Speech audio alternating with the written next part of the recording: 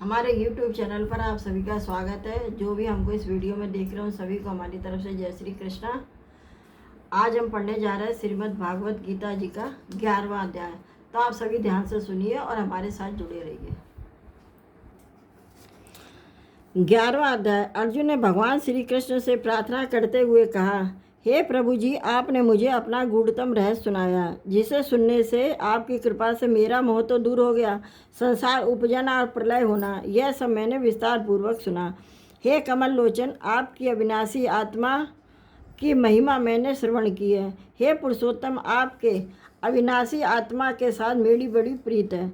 अतः हे प्रभु जी, अब मेरी विनती स्वीकार करके मुझे अपने अविनाशी आत्मा के दर्शन कराइए। श्री कृष्ण भगवान जी बोले, हे पार्थ, नाना प्रकार के, नाना वर्णों के और नाना आकार के मेरे सत सहस्त्र दिव्य रूपों को देख। हे भारत, तुम वसु, रुद्र, अश्विनी कुमार, मरदगढ़ और जो पहले कभी न देखे ऐसे आश्चर्य देखो। हे गुणाकेश, चराचर सहित वह जगत देखो और जो कुछ देखना चाहते हो यहाँ मेरी देह में देख लो। परंतु हे पार्थ, तुम इन नेत्रों से मुझे नहीं देख पाओगे, इसलिए मैं तुम्हें दिव्य नेत्र देता हूँ, उनसे मेरा दिव्य रूप देखो।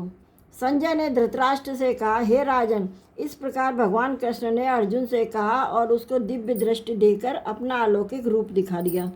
उस विश्व रूप के अनेक मुख और अनेक नेत्र हैं। उसमें अनेक अद्भुत दृश्य, अनेक दिव्य अद्भुत सुगंधियों के साथ लेपन किए हुए रूप हैं।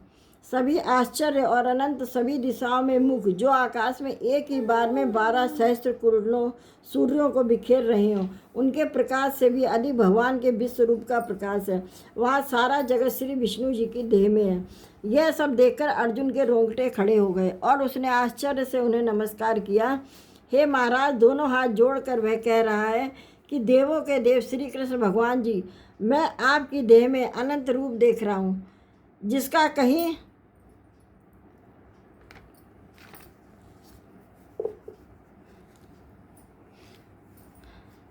कहीं अंत दिखाई नहीं दे रहा है। हे विश्वेश्वर, ऐसा आपका दिव्य रूप है। आपके शीश अनंत हैं, जिन पर सुंदर मुकुट है। हाथों में शंख, चक्र और गदा दिख रहे हैं और चारों ओर आपके तेज का प्रकाश फैला हुआ है। मैं आपके इस विश्व रूप के तेज को नहीं देख सकता। आपका रूप ऐसा है मानो प्रबल अग्नि जल रही हो, जैसे असंख्य सूर्य एक साथ उदय हो गए हो, ऐसा अनंत आपका तेज है।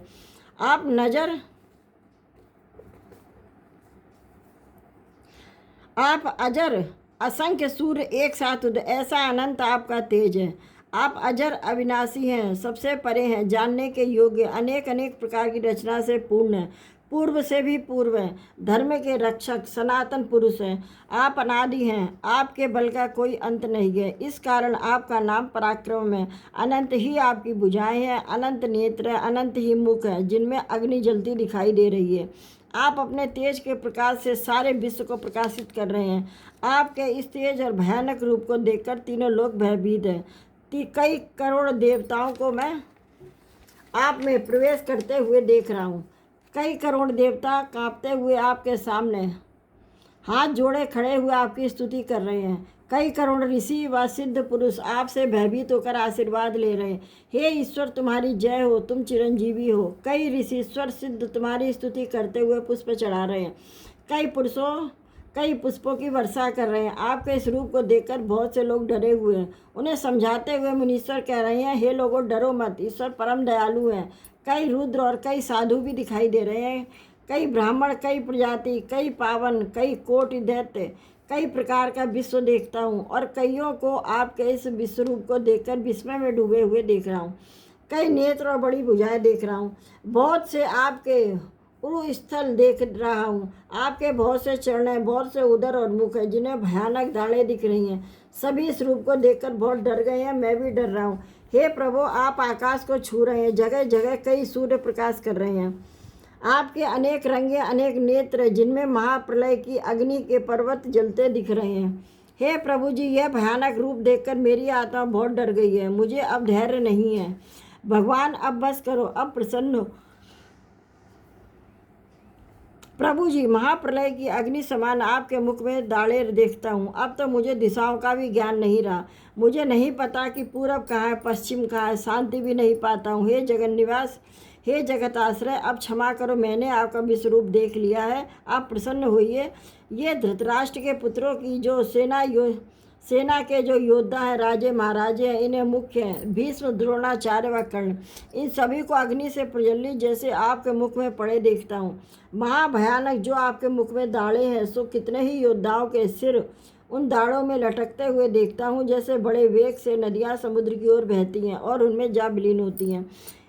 इसी प्रकार से मैं बहुत से योद्धाओं को आपके मुख की ओर बढ़ते और उनमें समाते हुए देखता हूँ। जैसे प्रलय की अग्नि में पतंगे उतावले होकर आ पड़ते हैं, वैसे ही बड़े वेग के साथ योद्धा गिर रहे हैं, जिन्हें आप सांसों से निगलते जा रहे हैं। माँ अग्नि से भरे आपके जो मुख हैं, आप उनसे ही संसार को उपजाते हो।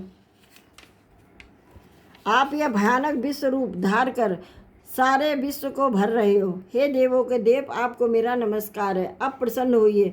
मैं आपका जो आदि अनंत देखना चाहता था वह नहीं देख सका। आपका कोई आदि अंत हो तो दिखाइए।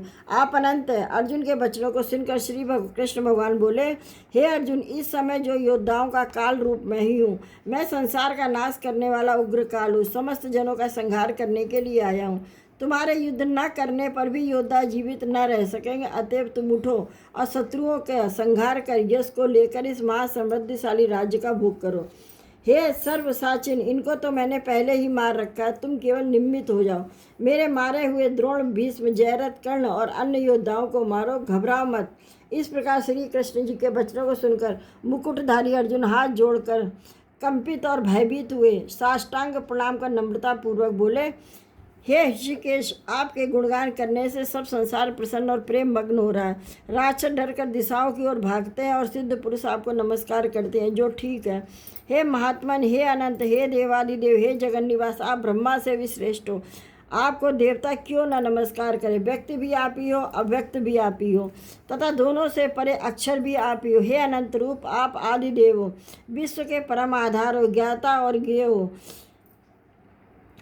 श्रेष्ठ स्थान आप हो, विश्व का विस्तार करने वाले आप हो। आप वायु, यम, अग्नि, वरुण, चंद्र, ब्रह्मा और ब्रह्मा जी के पिता भी हो।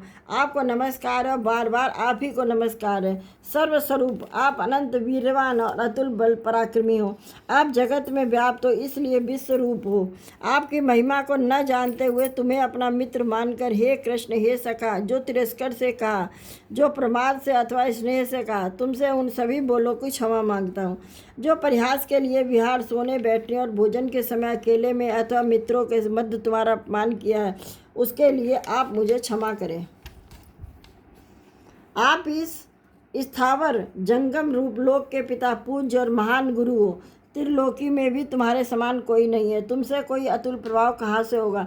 इसलिए हे ईश, तुम्हें सिर झुकाकर प्रणाम करने से यही प्रार्थना करता हूँ कि मुझ पर कृपा करो। देव जैसे पिता पुत्र के, मित्र मित्र के और प्रिय प्रिया के अपराधों को क्षमा करते हैं, वैसे ही तुम मेरे अपराधों को क्षमा करो। हे देव, मैंने पहले कभी नहीं देखा ऐसा आपका रूप। ऐसा रूप देखकर मैं अति प्रसन्न हूँ और भय से मेरा मन व्याकुल है, इसलिए वही पहले वाला रूप मुझे दिखाओ। और देवेश, मैं फिर आपको यह किरीट, गदा और हाथ में चक्र धारण किए हुए देखना चाहता हूँ। तब श्री कृष्ण भगवान ने कहा, हे अर्जुन, मैंने प्रसन्न होकर यह तेजोमय, अनंत, आदि और विश्व रूप अपने योग के प्रभाव से तुमको दिखलाया। तुम्हारे अतिरिक्त इससे पहले कभी किसी ने नहीं देखा। हे पांडवों में श्रेष्ठ, मनुष्य लोक में तुम्हारे सिवा और कोई वेदों के अध्ययन, दान, अग्नि, होमाद्रिक और घोर तपों को करके भी यह रूप धारण किए हुए मुझे नहीं देख सकता। मेरा ऐसा भयानक रूप देखकर तुम व्याकुल और मूढ़ न हो। भय त्याग कर और प्रसन्नचित्त होकर तुम मेरा वही रूप देखो। संजय ने कहा, श्री कृष्ण जी ने फिर वही अपना चतुर्भुजी रूप दिखाया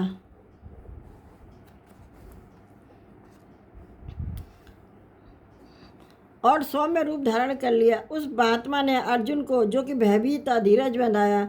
अर्जुन ने कहा, हे जनार्दन, आपके इस सौम्य दिव्य मंगल रूप देखकर हमें प्रसन्न चित्तो स्वस्थता को प्राप्त हुआ। श्री कृष्ण जी बोले, हे अर्जुन, मेरा यह विश्व रूप तुमने देखा है। ऐसे रूप को वेदाध्ययन, तप, दान व यज्ञादिक कर्म द्वारा देखना भी असंभव है।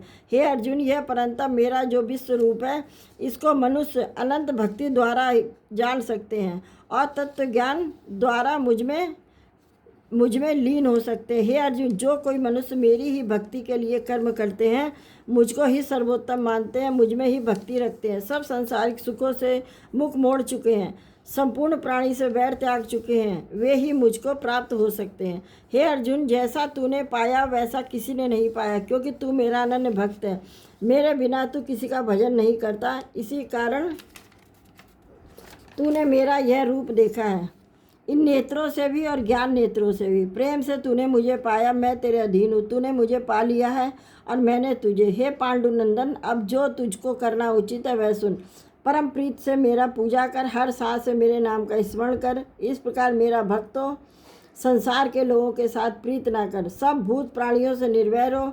जब ऐसा होगा तब तुम मुझे प्राप्त होगा, यह निश्चित जान ले। इति श्रीमद्भगवद्गीता सूपनिषत्सु ब्रह्म विद्यायां योग शास्त्रे श्री कृष्णुना अर्जुन संवादे विश्वरूप दर्शन योगो नामे 11 अध्याय समाप्त। अब 11वें अध्याय का महात्म। श्री नारायण जी बोले, हे लक्ष्मी, अब 11वें अध्याय का महात्म सुनो। तुंगभद्र नामक नगर था, जिसके राजा का नाम सुखानंद था। वह श्री लक्ष्मी नारायण जी की बहुत सेवा करता था। वहाँ एक बड़ा विद्वान भी ब्राह्मण रहता था। वह ब्राह्मण नित्य गीता जी के 11वें अध्याय का पाठ करता था और राजा भी वहाँ नित्य श्री लक्ष्मी नारायण जी की सेवा करता था। ऐसा करते करते बहुत समय व्यतीत हो गया। एक दिन राजा घर को गया। उस दिन अतिथि देश देशांतर फिरते फिरते नगर में आए। अतिथियों ने राजा से कोई जगह मांगी। राजा ने बड़े हवेली खुलवा दी जहाँ अतिथि ठहरे। राजा ने सीधा दिया रसोई कर अतिथि बड़े प्रसन्न हुए। राजा उनके दर्शन को गया। राजा के बेटा भी साथ था। राजा महंत के साथ बातचीत करने लगा। राजा का पुत्र खेलने लगा। वहाँ एक प्रेत रहता था। उस प्रेत ने राजा के पुत्र को मार दिया। चाकरों ने राजा को खबर दी। राजा यद्यपि सेवा करता व कथा श्रवण करता, परंतु पुत्र के मोह में राजा के मन में दुर्बुद्धि आ गई। राजा बोला, हे संत जी, आपका दर्शन हमको बहुत फला। एक पुत्र था, सो प्रेत ने मार दिया। तब ब्राह्मण ने कहा, हे राजा, चलो देखे कहाँ है तेरा पुत्र। राजा ब्राह्मण महंत भी वहाँ आए जहाँ राजकुमार मरा पड़ा था। तब ब्राह्मण ने कहा, अरे प्रेत, इस लड़के पर कृपा दृष्टि कर, जो यह लड़का जी उठे। मैं तुझे गीता जी के 11वें अध्याय का पाठ सुनाता हूँ, तू उसे श्रवण कर, इससे तेरा कल्याण होगा। किंतु पहले अपने पूर्व जन्म की बात बता कि तू किस कारण से प्रेत हुआ। तब वह प्रेत बोला कि मैं पूर्व जन्म में ब्राह्मण था। मेरे गांव के बाहर हल जोतता था। वहाँ एक दुर्बल ब्राह्मण आया जो खेत में गिर पड़ा। उसके अंगों से रुधिर निकला और एक चील ने उसका मांस नोच खाया। मैं बैठा देखता रहा। इतने में एक और ब्राह्मण वहाँ आया। उसने देखा कि दुर्बल रोगी ब्राह्मण वहाँ गिरा पड़ा है और चील नोच नोच कर उसका मांस खा रही है। यह देखकर उसने मुझे धिक्कारा। अरे ब्राह्मण, तू यज्ञोपवीत धारण किए हुए बैठा है और कर्म तेरे चंडाल के से हैं। निर्दय, तेरे खेत में चील एक ब्राह्मण का मांस नोच नोच के खा रही है। क्या तू अंधा है, इसे छुड़ाता नहीं? यह तीनों नरक को जाते हैं। एक तो किसी को चोर लूटता मारता होवे या जो साक्षी होकर भाग जावे। दूसरा रोगी हो जिसकी खबर ना लेवे। तीसरे किसी को भूत लगा और यह छुड़ाना जानता हो, छुड़ाए नहीं। यह तीनों पापी नरक को जाते हैं। और जो इस जीवों की सहायता और दया करते हैं, तिनको अश्वमेध यज्ञ का फल प्राप्त होता है। सो मेरे श्राप से तू प्रेत योनि पावेगा। तब मैंने उसके चरण पकड़कर पूछा कि मेरा उद्धार कैसे होगा। तब ब्राह्मण ने कहा, जो कोई तुझे गीता जी के 11वें अध्याय का पठन करके सुनाएगा। विप्र ने राजा की आज्ञा से गीता के 11वें अध्याय का पाठ किया और प्रेत पर जल छिड़का। उसने तत्काल प्रेत की योनि से छूटकर देवदेही पाई। राजा का पुत्र उठकर जीवित हो गया। बोलो सच्चिदानंद भगवान की जय।